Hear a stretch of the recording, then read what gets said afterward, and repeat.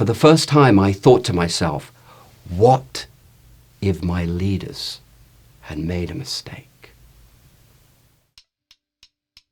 I came to America to chase the American dream, and it wasn't long before I started my own cosmetic business with my brother. And through a lot of hard work and effort, we brought some very new and innovative products into the cosmetic industry and the mass market. And it wasn't long before I began to experience the pleasures and the success of that. I was driving around town in a red Maserati. I had model girlfriends. And I was really sort of chasing that life, but it was really a God that I was after. As a child, I was always looking to know God, and I was searching for Him all throughout my childhood, and I have to be honest, I couldn't find Him in the synagogue experience. I found it religious. The women were concerned about what they looked like and what they were wearing. There was a lot of materialism going on. I was actually looking for a spiritual connection.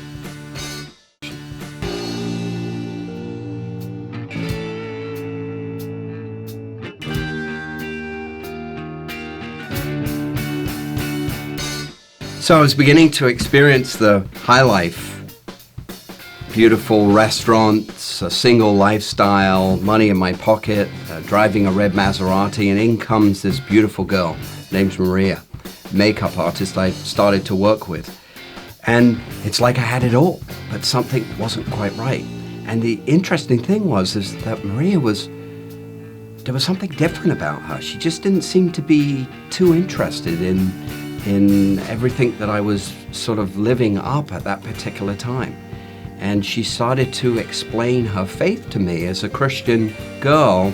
She presented her faith to me in a way that I could understand, that belief in Yeshua had a Jewish foundation. And it was so different from like my synagogue experience. You know, here I was looking for God, looking for a relationship, and she seemed to have this dimension and this intimacy and this connection. And here I was, the child of Abraham, the Jewish guy, and I seemed to have nothing. It was almost like I was a Jekyll and a Hyde, two types of personalities, like this young, successful entrepreneur during the day, and at night I was empty, and a depression was setting in that I couldn't contain. But I wouldn't let anyone see me. It was almost like in the world we have a facade that everything's wonderful and okay, and yet inwardly it's not like that. There was a depression and an emotional change that I was beginning to get in touch with, and definitely something was wrong. I think what was really different about Maria is that she had learned to bring the message of Yeshua back to Jewish people as if it was their very own. We reviewed a lot of in some of our discussions, we talked about all the terrible things that had happened to the Jewish people in the name of Christianity and how Christianity has been used. And she worked very hard in her communication to separate that stuff, mainly most of the time saying that most of those people really weren't believers in the first place. And she began to lay this foundation for me that the roots of Christianity were completely Jewish. And of course, you know, when I began to open the scripture and read for myself, I was overwhelmed. I was so surprised, that I was actually reading a Jewish book. So I have to tell you, after, experiencing this dimension that I knew Maria was experiencing between her and God, it began to really get my attention. And so it caused me to begin to go after, once again, a relationship with my own God. And so I went into my bedroom for 3 weeks, 7 days a week, every night. I got on my knees and I prayed. I tried to talk to God. And it was like my prayers went up to the ceiling and dropped right down to the floor. There was nothing, no connection. And I was frustrated. I mean, here Maria was, this Christian girl that had a relationship with my God, the God of Abraham. And here I was, a Jew, trying to have a relationship with my God, the God of Abraham, and nothing. I was disconnected. And so it caused me to get very frustrated. And one night we were out for dinner and I expressed that frustration.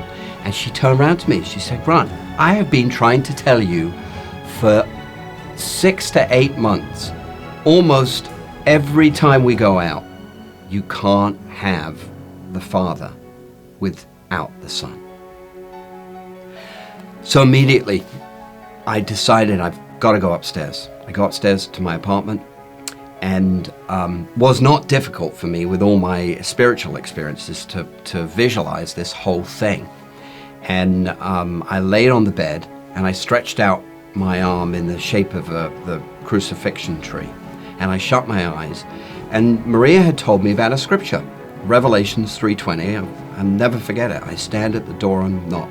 If any man hears my voice and opens that door, I will come into him, and he will hear my voice, and we will sup together. In other words, we will connect and have intimacy.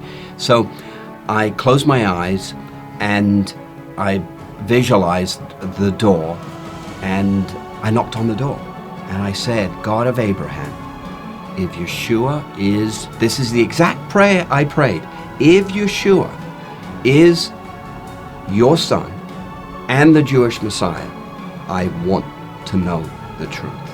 Right at that moment, at that very second, a physical wind indwelt my stomach. I could almost see it swooshing into me, and I got up from the bed. I was startled, but from that moment on, I believed.